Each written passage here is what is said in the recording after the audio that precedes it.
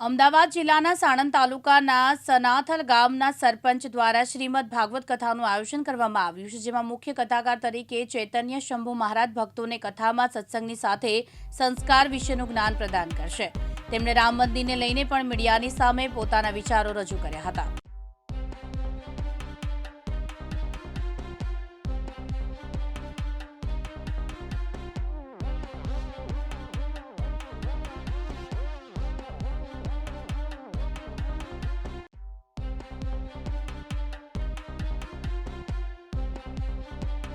અમદાવાદ જિલ્લાના સાણંદ તાલુકાના સનાથલ ગામમાં સરપંચશ્રી દ્વારા અને સમગ્ર ગામ લોકોના સહયોગથી આજથી શ્રીમદ ભાગવત સપ્તાહનું આયોજન થવા જઈ રહ્યું છે, જેમાં મુખ્ય કથાકાર તરીકે ચૈતન્ય શંભુ મહારાજ શ્રી ઉપસ્થિત રહ્યા છે।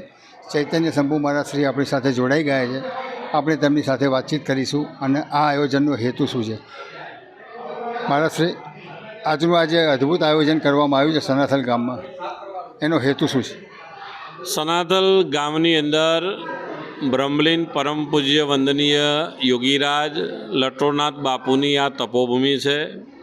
બાપુએ અહીંયા તપ કર્યું અને તપના પ્રભાવે અહીંયા દિવ્ય આશ્રમ આપણે નિહાળી રહ્યા છીએ। આનંદની વાત એ છે કે વર્તમાન મહંત પરમ પૂજ્ય મહેન્દ્રસિંહ બાપુ દ્વારા આશ્રમની અંદર ગૌ સેવા થાય છે, પ્રાણીઓની સેવા થાય છે, અનેક સેવાના કન્યાદાન પણ આ આશ્રમ દ્વારા અનેક સમૂહ લગ્નનું પણ આયોજન કરવામાં આવ્યું છે। આજથી અહીંયા શ્રીમદ ભાગવત સપ્તાહ જ્ઞાન યજ્ઞનો આરંભ થઈ રહ્યો છે। આ કથાના મુખ્ય યજમાન ચૌહાણ હનુભા મોરજીભાઈ, ચૌહાણ હિતેન્દ્રસિંહ મોરજીભા આ સરપંચ છે આ ગામના।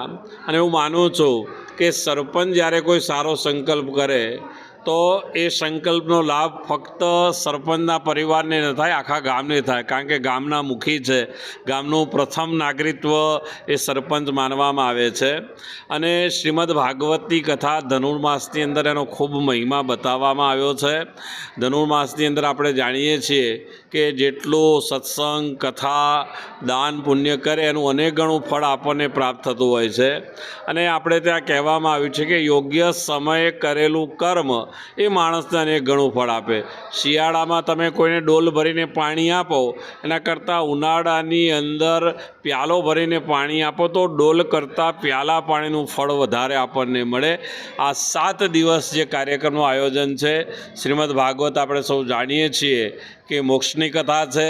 હું એવું માનું છું કે વ્યક્તિની સમસ્યાનું સમાધાન જો કોઈ ગ્રંથની અંદર મળતું હોય શ્રીમદ ભાગવતની અંદર પ્રાપ્ત થાય છે।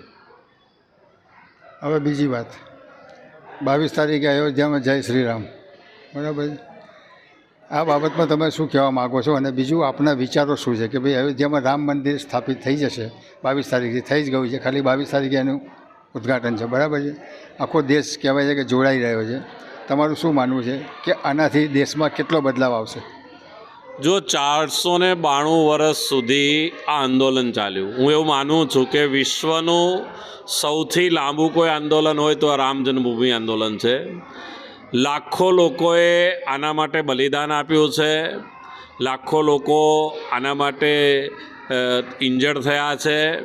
અને આપણું સૌભાગ્ય છે કે 22મી જાન્યુઆરીએ આપણે એનું ઉદ્ઘાટન કરવા જઈ રહ્યા છીએ।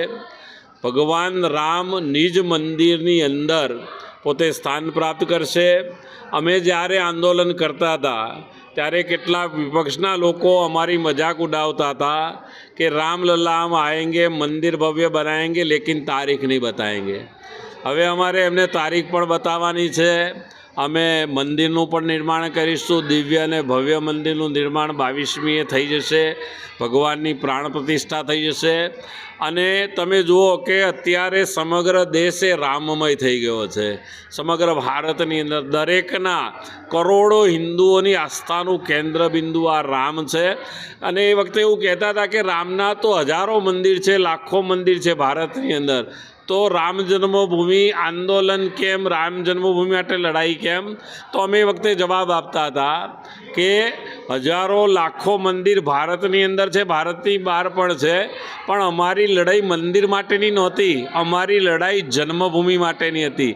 જ્યાં રામ જન્મ્યા ત્યારે બાબરના કહેવાથી એના સેનાપતિ મીર બાકી આ મંદિર તોડેલો અને અમારી અસ્મિતાનું પ્રતીક હતું. અમે 6 ડિસેમ્બર 1992ના દિવસે 450 વર્ષ જૂનો જે બાબરનો ઢાંચો કહેવાતો હતો એને 4.5 કલાકની અંદર અમે જમીનદોસ્ત કરી નાખેલો અને ત્યારથી જ ભગવાન રામના મંદિરના શ્રી ગણેશ થઈ ગયેલા, જે 22મી તારીખે પૂર્ણ થશે. આપના માધ્યમથી હું સમગ્ર પ્રજાને કહેવા માગું છું કે આ દેશની એકતા અને અખંડિતતાનું પ્રતીક એ રામ મંદિર છે. આપણે એ દિવસે કદાચ અયોધ્યા ન જઈ શકીએ, પણ આપણા ઘેરે સવારે કંસાર બનાવીએ, સાંજે શ્રી રામ જ્યોતિના 5 દીવા કરીએ. દિવાળીનો જેટલો મહિમા છે એ જ મહિમા એ દિવસે આપણે સમગ્ર દેશની અંદર ઉત્સાહપૂર્વક ભગવાન રામની ધૂન કરીએ.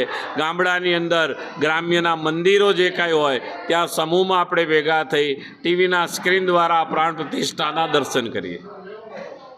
મિત્રો આ હતા ચૈતન્ય શંભુ મહારાજ.